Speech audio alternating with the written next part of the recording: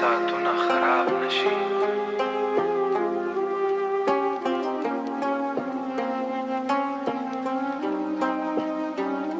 یوازې د یو چا په یاد کې ودرېږي او بیا وخت تېرېږي، خو زړه هماغه ځای پاتې وي او فکر.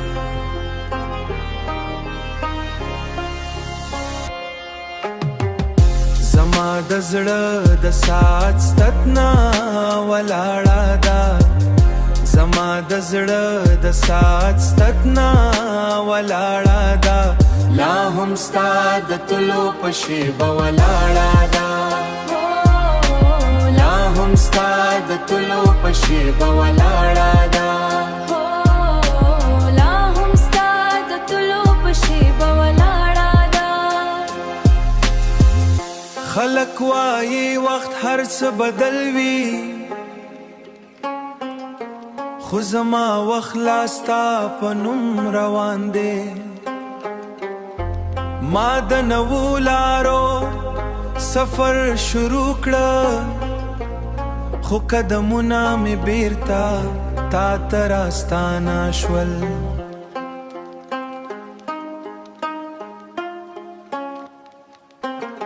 ستا د خندا رڼا لا هم شته، رڼا لا هم شته، لکه سپوږمۍ چې د تیارو نه ویریږي، لکه سپوږمۍ چې د تیارو نه ویریږي. ما غوښتل دردونه هیر کړم، خو هیر خاطره دې بیا را ژوندی شي. د شپې چوپتیا مې پوښتنه وکړي چې ولې دې سترګې دوم غمجنې دي. زه موسکی شم خلکو ته، خو زړه مې له دنه خاموش جاړې ته لاړې، خو ستا د سا قدمونو اوا پاتې دی،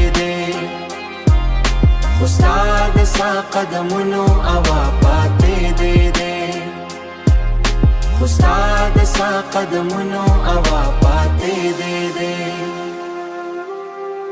که کله دې احساس وکړه چې وخت روان دی، خو زړه د کوم استنه په یو یاد کې ولاړه ده.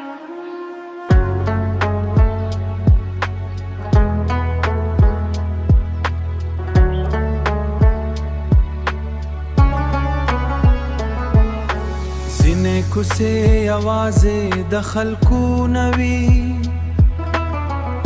ځینې کوڅې د یادونو وي، چې هر ځل پرې تیر شي زړه بیا لوند شي.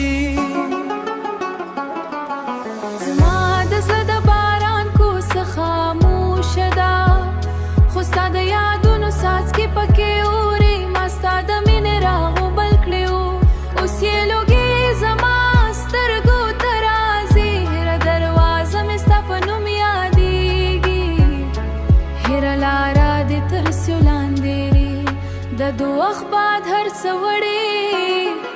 زما له زړه دې نوم لا نه دی تللی، ستا د خندا مې لا هم ورم، لکه ریاضان چې زړه ته ورسېږي. زه هر ماښام له ځان نه پوښتم ولې ځینې کیسې نیمړ پاتې شي. ما غوښتل خپل غمونه پټ کړم، خو سترګو مې راز افشا کړه.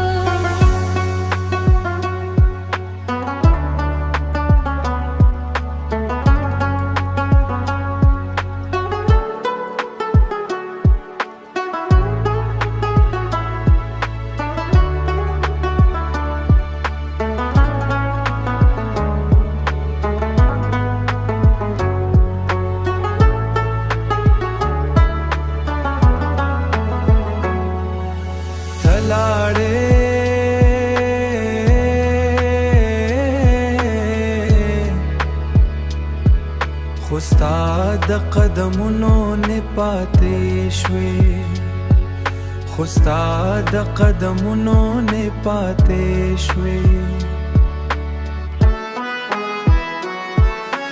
ککله دې په باران کې ناڅاپه یو درد احساس کړه نو پوښه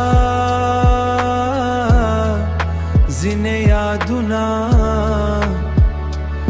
د باران په څاڅکو کې بیرته ژوندی شي